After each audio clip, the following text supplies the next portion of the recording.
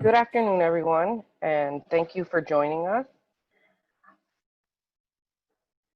I want to apologize because I'm having some technical difficulties and my camera is acting up. So I do apologize for that ahead of time. I would like to welcome you to today's webinar, Connecting the Dots, Resources for Tenants. I'm Alicia Alvarez. I'm the co-chair of the Program Resource Development Committee of Neighbors in Need.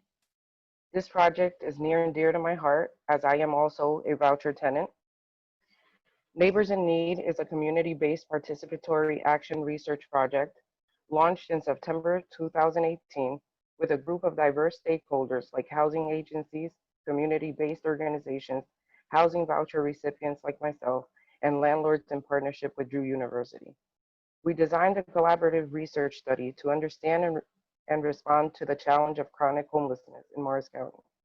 If you want to learn more about Neighbors in Need research and pilot program, please join us on our webinar on Wednesday, July 29th to hear more.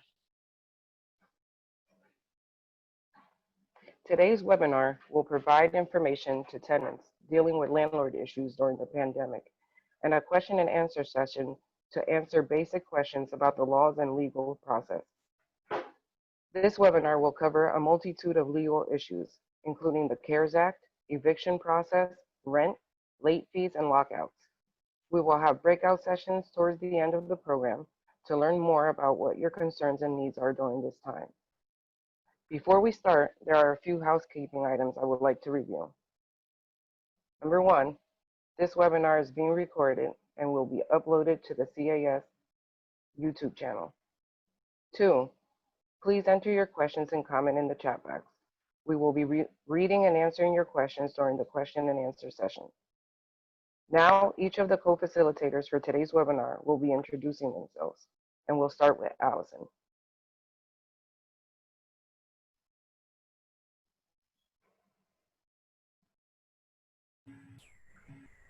I apologize too, trying to get everybody out of the waiting room and into the big room, so apologize for that.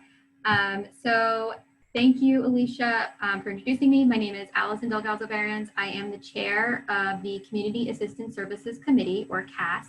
I have with me Becca Butz from Family Promise of Morris County, which is a local homeless services provider. She is CAS's training coordinator, so she is going to be moderating the program later. Just a little bit about CAS. We are a committee under the Morris County Continuum of Care, which manages the homeless system throughout the county. The mission of CAS is to work in collaboration with the COC Executive Committee, CAS subcommittees, and other stakeholders to eliminate homelessness and address the needs of the homeless and homeless at-risk populations of Morris County. I'm now going to introduce Osman Davies.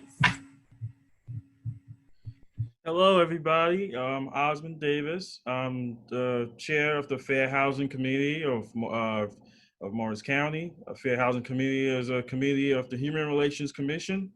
Our mission is to basically, educate and advocate for fair and affordable housing.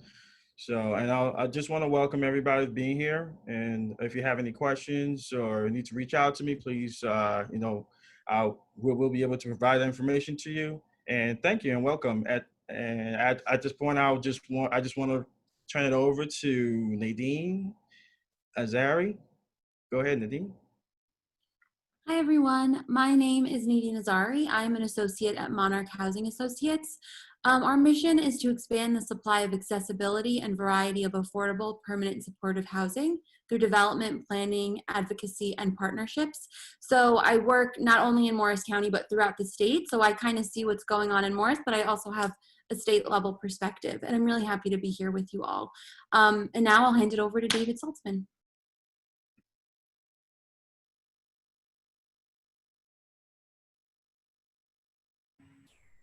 David, you might be on mute. I was on mute. Thank you so much, Allison. I appreciate that. So my name is David Saltzman. I'm the managing attorney of Legal Services of Northwest Jersey, our Morristown office. I'm going to be giving the presentation, or at least the initial part of the presentation today. on landlord-tenant issues, right? I want to say who I am, and I want to tell you what we do. We are your local legal aid office. So here in Morris County, we are located at 30 Schuyler Place. You can reach us on the telephone at 973-285-6911. Simply put, I want to encourage all tenants who may be facing a landlord-tenant summons or complaint to give us a call. We are available, we represent people frequently, and we have very good results as often as possible, right? So please come on over to us if you have additional questions. Next slide, please. So this is our landlord-tenant seminar during the time of COVID-19, right? So I do have to act pretty quickly, so I'm gonna move expeditiously. If I speak too quickly or folks have questions, just let us know, right? What I want to start by saying is New Jersey, when anyone is being evicted in the state of New Jersey, there is a statute called the Anti-Eviction Act, right? That governs all landlord-tenant matters, right? There are 18 reasons in total that a tenant could be evicted by any landlord, but the most frequently used reason would be non-payment of rent. And quite frankly, at this point, I strongly suspect that most folks, especially with COVID-19 related issues, are going to fall into the non-payment of rent category, right? For all the other reasons, there are requirements for notices, right?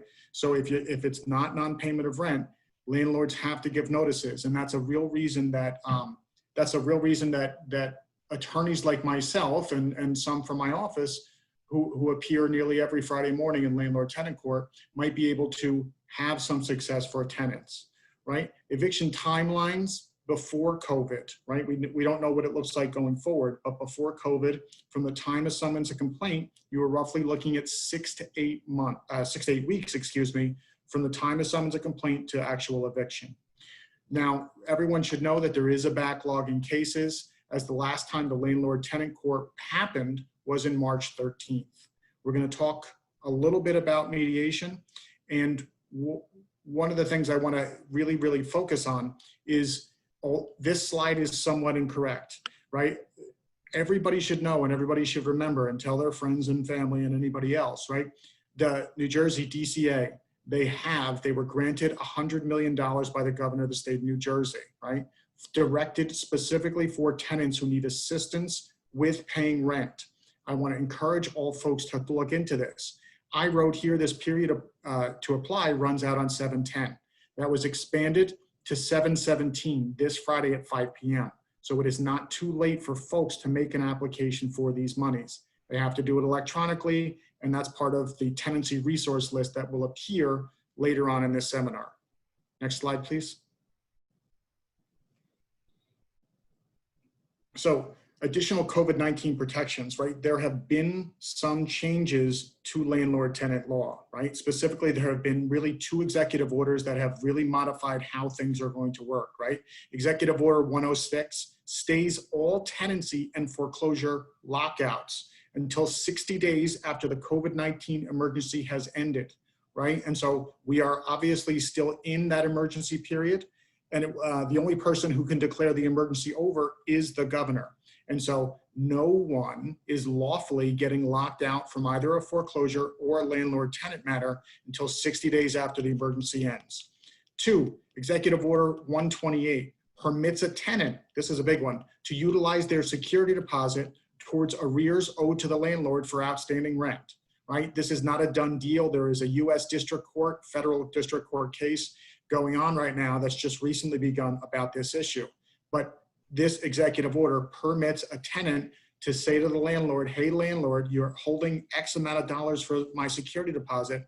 I want to apply that money towards my outstanding rent. Further, there was a statutory change that happened really in January, but didn't take effect until March, right? Which permitted a tenant to pay the landlord all rent due up to the period 3 days after they were actually evicted from the premises. Right, so this is really a sea change in the law and how it works. And so folks who can come up with the money but come up with the money late can still be able to stay in their premises. And the last issue I want to bring up here is landlords are not permitted to evict a tenant on their own. right? It must be done lawfully through the courts and through a special civil part officer. And when a landlord attempts to evict a tenant, right, it's called a self-help eviction. It cannot happen. It is contrary to statutory law in the state of New Jersey. And if your landlord bangs on your door and says, get that H out, right, you call the police, because that is the procedure in these matters right now. No landlord is permitted to just throw anyone out. Next slide, please. So self-evictions, right? We can read all that this says, but what I want to focus on here is I have been talking to clients, right? Folks who are waiting to receive a summons complaint. And what's happening is some folks are flat out just leaving, right? They are just leaving their premises and they are moving on to the next place. Because right now no one is being evicted, I want to strongly discourage folks from just leaving. Stick around. I strongly suspect that it's going to be very difficult for folks to find new places to move to right now. And so I want to encourage people just to stay where they're at. It's really important. There's no reason that someone should voluntarily make themselves homeless. Thank you. Next slide, please. So I want to talk here very briefly just about two statutes, right? And when we look at tenancy matters, right? When we go to landlord-tenant court, depending on some very important facts, we will look at one or the other, two different statutes, right? And I'm going to look at the one in the right column right now. It's called the old statute, right? This applies where a landlord lives on the premises and has 2 or fewer rental units at the premises, right? And so if you live with your landlord underneath the same roof, the rules are going to be easier for landlords and they're going to be harder on tenants, right? And that only applies to a certain limited set of facts. However, if those things don't apply, then the Anti-Eviction Act really does apply. Now, the Anti-Eviction Act has been around since 1974. And just for a moment, I want to draw folks' attention to the fact of what it's called, right? It's called the Anti-Eviction Act, not how to get landlords to get rid of tenants easier act, right? And so it tells us by its title what its focus is and what its purpose is, right? And so again, it's not for owner occupied, or there's 3 or more rental units. And specifically, owners must register each and every tenancy. And this is most important. This is one that trips up everybody else in the world. The end of the lease is not a cause for an eviction, right? Naturally, a lease converts in New Jersey from year to year to a month to month, all on its own, if no lease is renewed. Next slide, please. So the most common cause of eviction, right, is non-payment of rent. And as I mentioned just a few moments ago, non-payment of rent requires no notices. The factual theory behind this is that if you haven't paid the rent, then you should know, and no notices are required. What's important here is that if you can make payment before the judgment enters, that means the day of trial, your case will be dismissed. And so even if you get the court notices, all is not lost, right? Specifically, landlords cannot refuse your rent. There is case law on this issue, right? So if you come up with the money, and whether you bring it to court in nickels or dimes or whatever, landlords can't refuse it. And moreover, and more importantly, if you come to court with a voucher, because now you have this shiny new DCA housing choice voucher, landlords can't refuse that. Or if you've received help from DCA or any other source, landlord can't turn that amount away as well, right? And so non-payment of rent cases is essentially what we're most concerned about in the time here of COVID. The other reasons, right? The other 10% of the reasons that folks are going to be in landlord-tenant court, right? All those are going to require notices to the tenant, a notice to cease and a notice to quit. And some of those examples of the most frequently seen ones are lease violations, disorderly tenants, destruction of the property, or habitual late payment of rent, right? Those are our others. But again, most often, and especially now, I suspect it's going to be better than 90% of the cases are going to be non-payment of rent. And so those frequently just come down to, can you come up with the money, or a payment plan to come up with the money, or to get the payments made to the landlord over time. Next slide, please.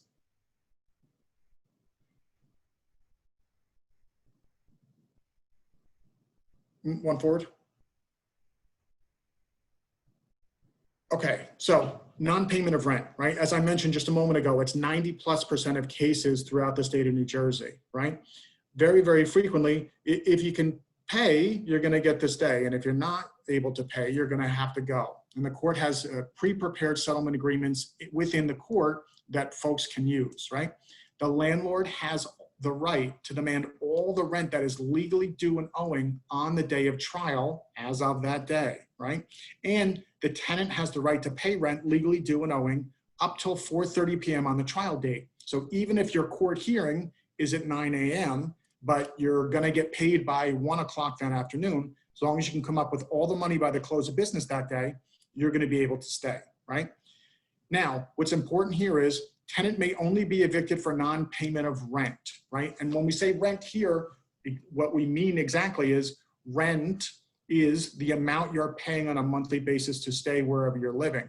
What it does not mean is additional late fees, legal fees, filing fees, attorney's fees, any other fees, right? Now, landlords can sue those and they can bring those, right? But they have to include very, very specific magic language in a lease. And we're going to talk about that in a moment. You should know, and as I mentioned earlier, there has been a change in the law, right? The Fair Eviction Act, I think it's called, right? Allows a tenant to make payments up to 3 days after they've been locked out and to get back into the premises. And so there's something miraculous in the words I'm saying right now, because very, very frequently, if you were evicted, and even if you came up with the money 10 minutes after you were evicted, the court would say, well, that's it, we're done. You've already been evicted. We're not going back into history, right? And so this change in the law, which happened very early this year, is really, really a sea change in how things work. And so I'm very pleased with that. We go on to the next slide. So, as I mentioned before, landlords only get to evict for rent, right? And so rent is the basic monthly cost of living in a landlord's property, right? It can be some additional things so long as the landlord includes the magic language, which we're going to discuss, right? Rent does not include late fees, attorney's fees, pet fees, etc., electricity, sewer, water charges, things like that. However, a written lease can provide additional language. And again, here's the magic language, right? If the lease says, I can charge you late fees, and it has these magic words, as additional rent, or collectible as rent, right? And it says, I can collect legal fees as additional rent, filing fees, late fees, da, da, da, da, da, da, da. If those magic words are in there as additional rent or collectible as rent, a landlord may evict you for not paying those additional extra fees. And so you should be mindful of that. And so whenever anyone comes to us, we always ask them if they can bring a copy of their lease, because it really, really will help us figure out the exact amount owed. And sometimes that's not always so obvious or clear. You should know that if you have a voucher or another form of public assistance, rental assistance, right? So these additional fees may not be collectible by a landlord, right? A simple and sort of bright line distinction here is if you have a DCA Housing Choice Section 8 voucher, right? Landlord may not collect late fees or legal fees or filing fees or any other additional fees in landlord-tenant court. All they can do is collect the actual rent. And for Section 8 vouchers, that would be the tenant's portion for their rent, usually about 30%. Next slide, please. So the eviction process, this is important. Now, again, I mentioned earlier that the process roughly takes 6 to 8 weeks from start to finish, but this is pre-COVID-19. I candidly don't know and can't currently know how long that's going to take on a going forward basis. But here's some basic rules about it, right? Rent is due on the 1st of each month, and there's a 5-day grace period before rent is considered late. There's nowhere in the law that says there's a 5-day grace period, but it's assumed and inherent in every lease, right? Landlord may file for eviction if the rent is not paid by the 5th of each and every month. Now, frequently landlords don't do it a day or 2 or 3 late, right? They'll wait until you're a full month behind or even frequently 2 full months behind. Nothing wrong with that, but the landlord could conceivably do it on the 6th of the month. The summons and complaint that are signed, that are filed by a landlord have to be signed by the landlord and their attorney if they have one. Otherwise, it could just be signed by the landlord. And the summons and complaint must say the specific grounds for an eviction, right? They must say, here's why we're evicting you. Again, the Anti-Eviction Act requires this. And so a landlord must say, well, as a tenant, you didn't pay the March, April, May, June, and July rents, and therefore I'm evicting you. Or you've been a noisy tenant or paid the rent late or whatever, and therefore here's the reasons why, and we've attached the notices. So they must break it down, they must list those things. So this gives a tenant, and really a tenant's attorney, myself, a fair opportunity to prepare to oppose the landlord-tenant complaint, right? We can say, well, look, if the landlord's saying we didn't pay the rent for these 5 months, we can demonstrate checks, we can demonstrate to the court, well, here's 2 copies of checks where in months where the landlord says we didn't pay, but in fact we did pay. And it allows us to prepare our evidence, and so we can oppose the landlord-tenant complaint. The tenant is served once a summons a complaint issues, they're served personally and by mail, and it must be at least 10 days prior to the trial date in court. Then tenants must appear in court as of the trial date. At the trial date, Allison, if we can move forward, as of the trial date, each and every case will go into mediation, right? For those who don't appear, there will be a default and or dismissal for non-appearance, right? And so if the tenant doesn't appear, the court will enter a default, landlord moves forward. If the plaintiff doesn't appear, the court will dismiss it. And if the tenant's smart, they will scurry out of the courtroom as quick as possible, right? Each and every case will be mediated, right? Every opportunity will be given to reach a settlement. And so in each and every case, there'll be a trained court mediator, usually the judge's clerks, who will listen to all the facts and will try to work on a settlement so the court doesn't have to use its valuable judicial time in reaching settlements, right? And so if that occurs, right, you'll enter into a stipulation of settlement, and therefore no trial will be necessary, right? If you don't appear, the court will enter a judgment for possession and the process will move forward, right? After that, 8 days later, a warrant of removal, which is the next step in the process, can occur. And then the court will set a lockout date. Folks can request additional time for what's called an order for orderly removal. And then if nothing else occurs, the lockout happens thereafter. Next slide, please. I'm going faster than I even like, right? So again, we mentioned before, there's no notices required in non-payment cases, right? Unless it's public or Section 8 housing. And other public housing could be TRA benefits or some other voucher, right? Right, we're gonna skip to the next slide if I can. Right, so we slipped, we're gonna go 2 more slides, Allison. As I mentioned, it does take about 6 to 8 weeks. Now, the COVID-19 timeframes, here's what I really want to focus on in the last few minutes that I have, right? And so I mentioned earlier, per the governor's executive orders 106 and 108, right, no evictions can occur until the end of the emergency declaration, plus 60 days. So no one's going on the street right away. I'm not saying it won't happen, just not right away. It is unclear the following items. When will landlord-tenant court start? When will the process be when we return? And will we have in-person or remote hearings? It is looking more like right now that we will not be returning to landlord-tenant court immediately, and we will more likely have remote hearings. What that looks like on an individual basis per file to tenant is unclear to me. I'm not so sure how they're gonna pick which cases go first and which cases go last. And so the proposed process we have right now is just that they're going to do these things, but my concern and fear is that for folks who don't have the technology available, I'm concerned that they're not going to be able to move forward.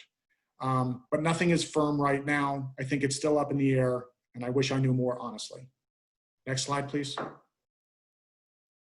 Right. We're going to skip past this. Habitability issues is sort of second level stuff. Skip this as well. So I just want to conclude by just offering people this little easily memorized acronym, right? My general advice in summary is WISH here, right? The W is get everything in writing, right? Everything about the landlord, with the landlord, payments, leases, everything else, right? I insist on a proper lockout procedure, right? Don't self-evict, right? Make the landlord do it the right way. S, stay, don't leave. Don't self-evict, don't do it. It's just, you're making things worse for yourselves. And H, hold on to your money. If there's some issue with the landlord, things aren't right, or you only have part of the rent or whatever, don't go spending all the money. Save what you can, hold on to what you can. I do think that that's going to be helpful to others, helpful to yourself going forward. Again, if you have any doubt, please give us a call, 973-285-6911. I hope I didn't speak too quickly, and I hope I was fairly clear. Thank you, everybody.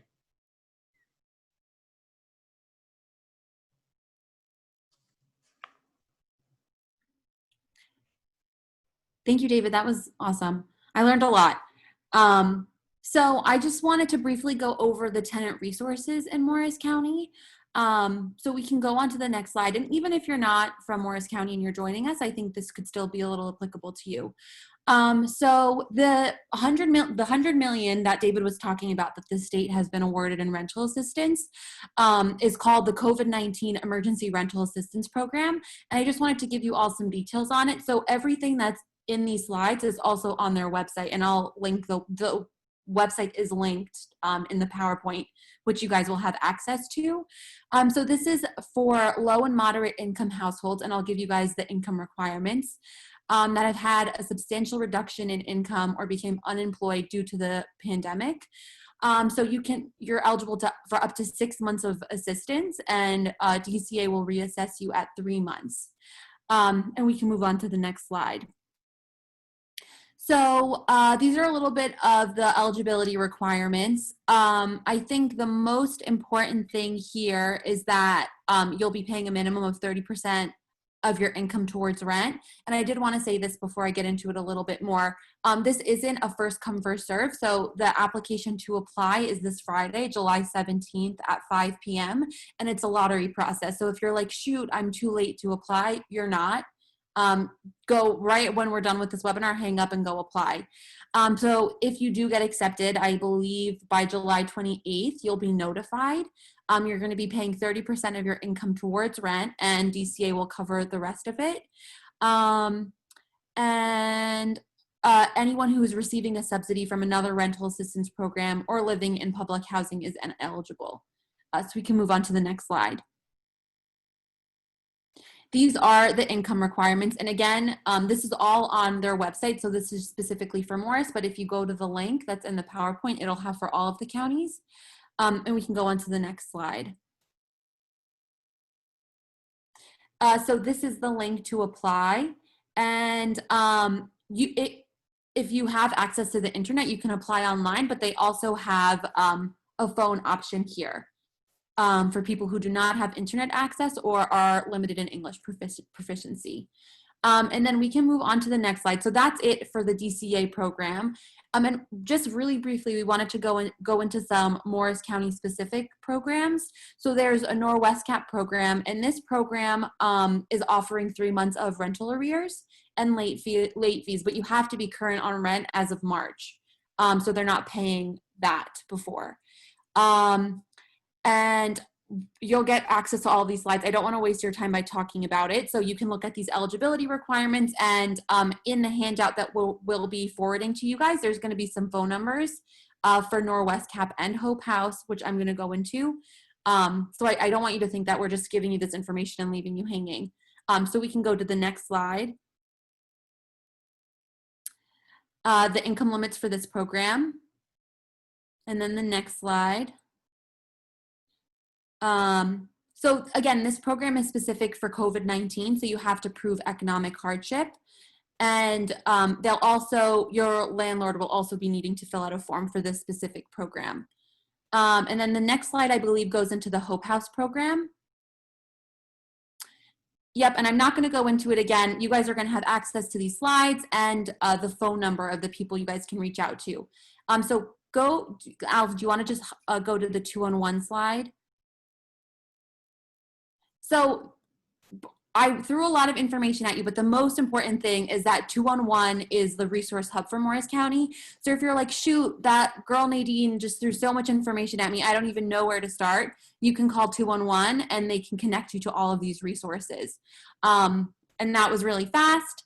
I hope that helped, and we'll take questions.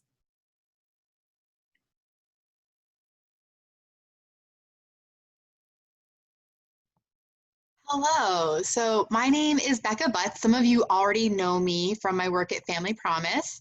I am going to look at the questions in the chat box right now. I've seen some really good ones coming in, and we will focus on the ones that haven't already been answered in the presentation, but we'll make sure that we cover everyone to make sure that everything is clear. So I'm going to go a little bit out of order. I just got a question that I think maybe Nadine can help us answer. If there's a phone number to get DCA assistance for people who do not have access to the internet. Yes, there is. So it was in the slide, but what I'm going to do is I'm going to paste it in the chat box right now. So you guys. Thank you. I appreciate that. No problem. Great. And if I could just offer another tiny piece of information, each and every applicant for that DCA money has to have an email address. Good to know. Thank you. It's an absolute requirement. Okay, so maybe if you don't have your own email address, see if you can get linked up with somebody who can help you with that. What I would say is if you really are somebody who you don't have anybody who can help you, Family Promise is an agency that you can reach out to. So that's where I work. We can share our information at the end, but we could have a resource navigator do the application with you over the phone and find a way to fill in that gap with the email address. But I recommend that if you have a buddy, a family member, a friend, that way you may have a closer connection to that person and be able to get faster responses. Another question that I think would be best answered by Nadine is if you did not have employment income before the pandemic, you were receiving SSI, are you still eligible for rental assistance? Let me see. I think I saw that in the chat box too. So I think the general rule of thumb is, I'm not an expert on this, so I think you should apply. And I think this is what David has said before too, like we're not the experts on this, you should always apply. But in this specific instance, unemployed prior to COVID, and you have income, I think so. I think the only way you could be ineligible is if you receive rental assistance currently. So for that specific program with DCA, I think you should still apply for the lottery. But just remember that you'll still be paying, you'll have to pay 30% of your rent still. You'll still have to cover that 30%. Okay, thanks Nadine. And I completely agree with you that if you're not sure, still apply, it doesn't hurt. And if you get no for an answer, that actually may make you eligible for another source of assistance if you show that this one didn't work for you. Since it's a new program, we don't know all the ins and outs of it yet. We're figuring it out along with you, but I would say go for it. There is a question for David. Is a certificate of occupancy required for a landlord to rent a property in New Jersey? Sure, but that's not a reason why but not having it is not a reason that a landlord not to be able to evict you. Meaning, okay. Let me say this more directly. A landlord can evict you even if they don't have a certificate of occupancy. Okay. That makes sense to me. I'll see in the chat if anybody still has any questions about that. Thank you. I actually did not see any other questions. I'll give everyone a minute to see if they want to type in anything else. Can a tenant get out of a lease if the landlord does not have a CO? No. Maybe. Okay, what would the process be? And maybe they should call you to discuss that. Right, so there's usually those type of analyses are very fact sensitive and so it's not a simple yes or no answer. Mm-hmm. It depends. If the health inspector has come along and found that the place is uninhabitable, then it might provide a reason to get out of the lease. However, right. If it's just time that you've decided you want to leave, I would say that's not going to be enough. Okay, thank you. And for questions like this where there isn't a simple yes or no, I do recommend calling legal services. They're extremely helpful and they will coach you through whatever your unique situation is. I have a couple more questions.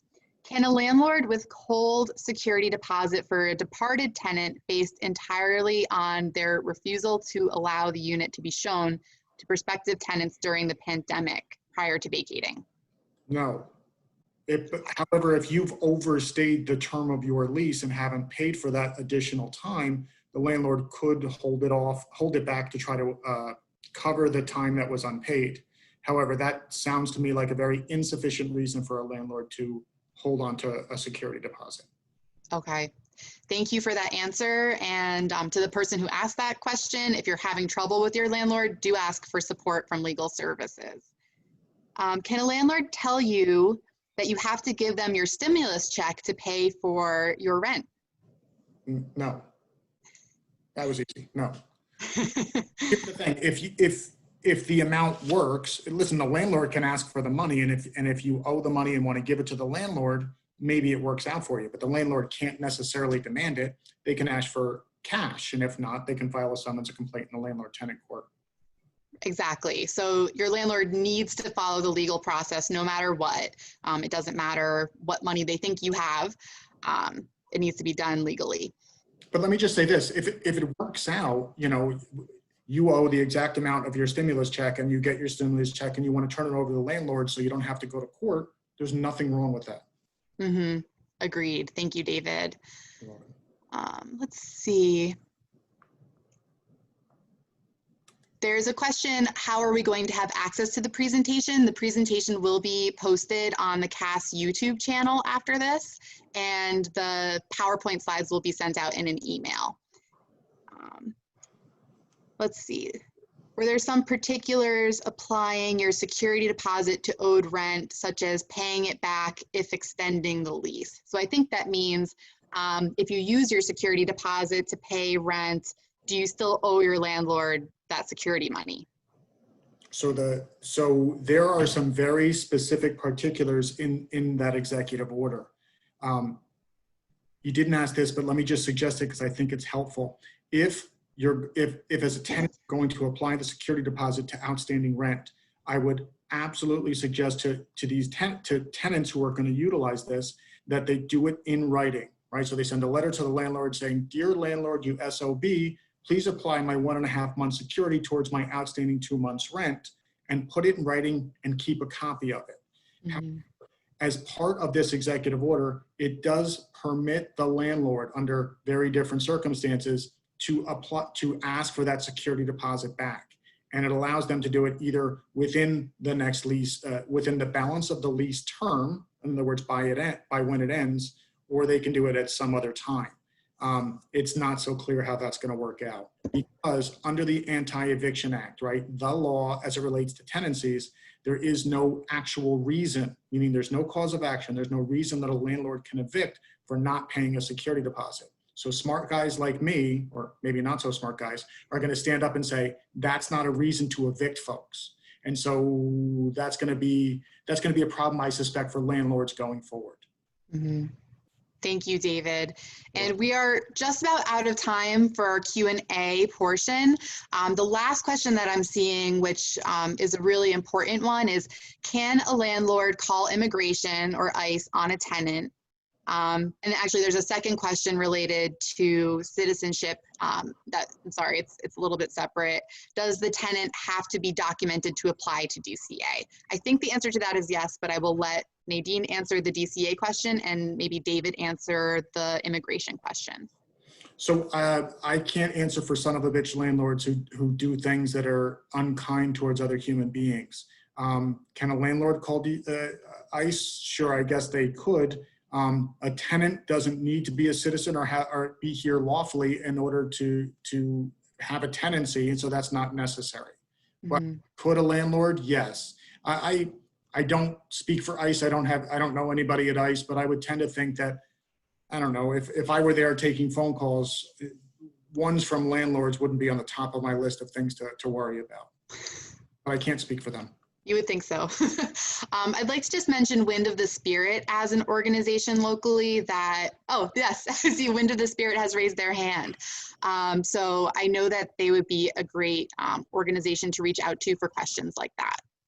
And Nadine, do you have an answer about eligibility for DCA assistance? I'm pretty sure you do have to be a citizen. Yeah, I was going to say the same thing. So like if you go on their website right now, it doesn't say anything about it, but I think you would need to be a citizen. With all that being said, there are resources for people who are undocumented, and on the handout that you guys will receive via email, it'll have those resources. And I think a great way to end too is that 211, call 211, where it's like, you're like, shoot, what do I do next? Call 211. Great, thank you, Nadine. And for any questions that we didn't get to answer, our contact information will be included in the follow-up email, so we can continue this discussion offline. We are really committed to helping everybody navigate this really challenging situation. So Allison will bring us to the next portion, which will actually be some discussion. Hi, everybody. So thank you to our presenters, to David and to Nadine, and thank you to Becca. What we're going to do next is we have a couple of questions that we wanted to get your feedback on. And so one of the things that we were hoping that this would do is not only to provide you guys with resources and information, but also to allow you to have your voice heard and share what your concerns are. And so that is what we're going to do next. So everybody is going to be added into a breakout room with a facilitator. You've been invited to join a room. So you can please just go head on over to your focus room, and we will be back in about 10 minutes.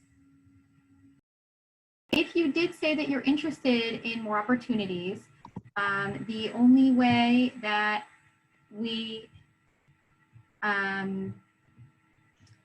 know who you are is if you respond to the morrisnjcast@gmail.com email. Let us know if you're interested in engaging more and advocating more, and we can try to, like I said, reach out and talk about, you know, what role that you're interested in the community. So again, that's morrisnjcast@gmail.com. Okay, so that's it. We're going to be sending an email out tomorrow with, as Becca mentioned, some handouts, the slides, and a link to where you can find this recording. We will not be in that recording, that will not have your focus groups in that recording. So anything that you shared is still going to remain private. If you had any specific questions or concerns, we will be sending out the contact information for all of today's co-hosts. So that if you had a specific question, for instance, for David that you didn't get a chance to have answered, you can reach out to him. If you had interest in joining the Fair Housing Committee, you could reach out to Osman, etc. So again, I want to thank everybody for your time. It is 2:34. I know we started a few minutes late, but I think we pretty much hit our 1 hour target for trying to get all of this stuff done in 1 hour. So I want to, again, thank everybody for joining. I want to thank our co-hosts and our presenters, the facilitators of the focus groups. I want to thank you all for sharing, for asking your questions. I hope that this can be the start of a conversation and not the end. So again, thank you for attending and have a great day. Allison, thank you, Becca. Thank you, everybody. Bye.